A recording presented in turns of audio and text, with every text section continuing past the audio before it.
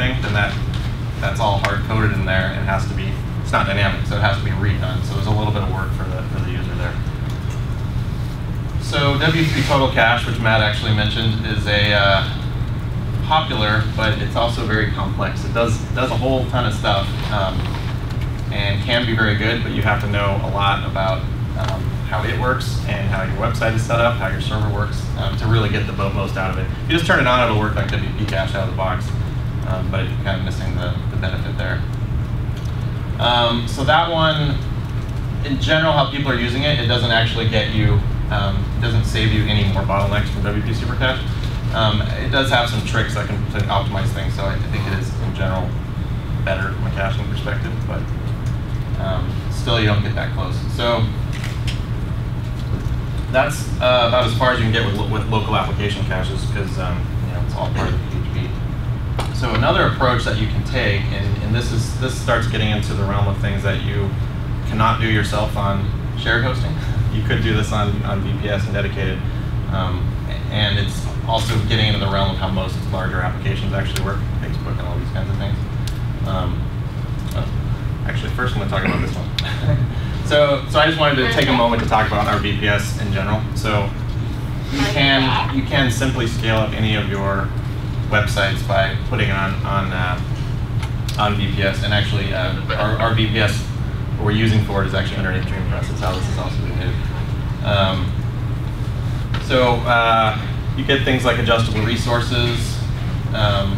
So basically, this is kind of a way to make your site work a little better without optimizing it. So it's sort of the easy approach, but it'll only get you so far still. But you get extra flexibility and security, so you can use things like Nginx, which is an Apache replacement, higher performance, but it doesn't do all the same things. You can mod proxy, which I know is actually going to be in another talk later. That's a way you can run your own application server or run a standalone thing and proxy to it. So there's all kinds of things like that. And also we support MongoDB, which is a NoSQL. So all kinds of extra cool stuff that you can't do on shared. You also can take full total control if you want to, and you get tighter security as well. I should actually look at what slides are coming up. So Dream Objects is also something that was mentioned earlier. So this is one way you can help improve performance in some cases. If you have a lot of static content in particular, you can put that over in Dream Objects and load it that way, and then not as much of the local disk will be coming there. So Dream Objects, though, if you don't know too much about it, it's just it's called an object store, but that just means you stick things in it. It doesn't have a file system, so those things can be pictures or PDFs or anything basically. Files. It's called an object store because it doesn't actually have a file system, and I spelled it wrong. So this actually can help with the local disk access bottleneck, is why I'm mentioning it, because it reduces contention on the local disk.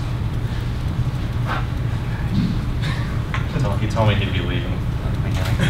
He has to check in. So that's actually something that anyone can turn on, and Mika, who's in the audience, has done a Dream Objects WordPress plugin that we do also install with all our WordPresses. You have to do a little bit of configuration to make it work. We don't do it automatically, but we're always working on making it even more tightly integrated. And that is actually applicable to anyone, not on DreamPress, on any shared, so something worth looking at. Only Unix shared. Only what? Only Unix shared. It doesn't work on Windows currently. Well, I guess I mean anywhere around DreamHost. Not anywhere in the world necessarily. So, so this is starting to get a little more advanced. So there's something called Varnish, which is what's called a proxy cache. So or caching proxy. So it's a proxy just means something that sits in between something and something else. In this case, the internet and your application.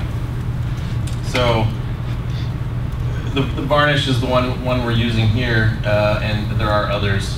So what it does is it will sit there and listen to, it watches every connection coming through, it handles it, talks to the user, and then as the generated web pages are sent back out to the user, it just keeps a copy of it in case someone else wants that again. And you can set all kinds of configurations and everything, and it keeps everything in memory.